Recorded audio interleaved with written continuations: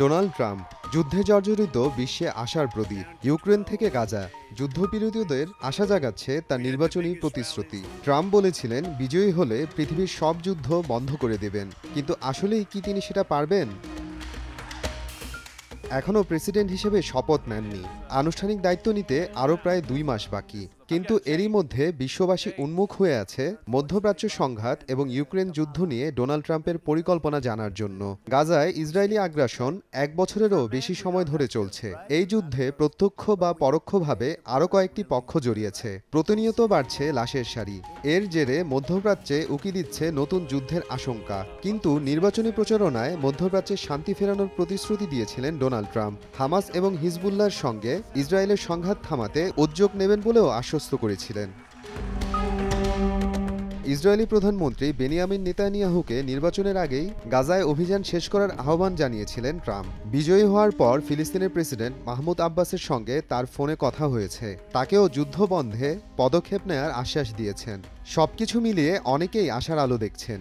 দীর্ঘ এই যুদ্ধ হয়তো শিগগিরই শেষ হতে চলেছে। সম্প্রতি ব্রিটিশ গণমাধ্যম দ্য গার্ডিয়ান একটি প্রতিবেদন প্রকাশ করে, যাতে দাবি করা হয় বিপুল অর্থ খরচ হয় বলে যুদ্ধ পছন্দ করেন না ট্রাম্প। এ কারণে ইসরায়েলকে গাজা যুদ্ধ বন্ধের তাগিদ দেন তিনি। দখলকৃত পশ্চিম তীরে ইসরায়েলি বসতি স্থাপনের ব্যাপারেও রয়েছে তার জোর আপত্তি।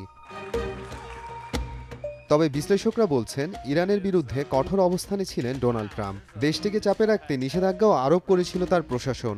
এছাড়াও ইসরায়েলের কট্টর সমর্থক হিসেবেই পরিচিত তিনি। জেরুজালেমকে ইসরায়েলের রাজধানী হিসেবেও স্বীকৃতি দিয়েছিলেন অতীতে।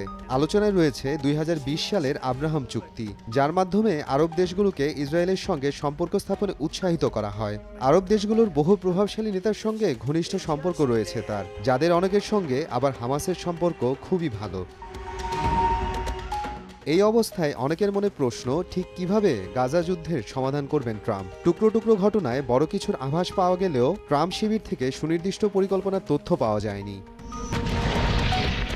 এদিকে গাজা যুদ্ধ শুরুর আগে থেকেই সংঘাত চলছে ইউরোপে। ইউক্রেনের যুদ্ধে নানাভাবে জড়িয়ে পড়েছে পরাশক্তিগুলো। পরিস্থিতি এমন পর্যায়ে গিয়ে ঠেকেছে যে তৃতীয় বিশ্বযুদ্ধ কিংবা পরমাণু অস্ত্র ব্যবহারের আশঙ্কাও করছেন কেউ কেউ। জমাট বাঁধা সেই সংঘাতেও আশার আলো ট্রাম্প। নির্বাচনী প্রচারণায় তিনি বলেছিলেন, জিততে পারলে 24 ঘন্টার মধ্যে রাশিয়া ইউক্রেন যুদ্ধের সমাধান বের করবেন, উদ্যোগ নেবেন শান্তি আলোচনার। কিন্তু কিভাবে যুদ্ধ বন্ধ হবে তা বলেননি।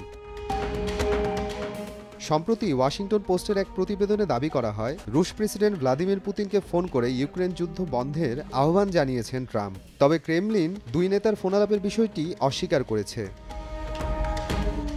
একটি টেলিভিশন সাক্ষাৎকারে ইউক্রেনে যুদ্ধের অবসান এবং শান্তি আলোচনা শুরুর জন্য একজন বিশেষ দূত নিয়োগ দেবেন বলে জানিয়েছেন ডোনাল্ড ট্রাম্প। একটি গ্রহণযোগ্য সমাধান বের করতে শিগগিরই পুতিনের সঙ্গে আবারও কথা বলার ইচ্ছা প্রকাশ করেছেন বলে প্রতিবেদনে দাবি করা হয়।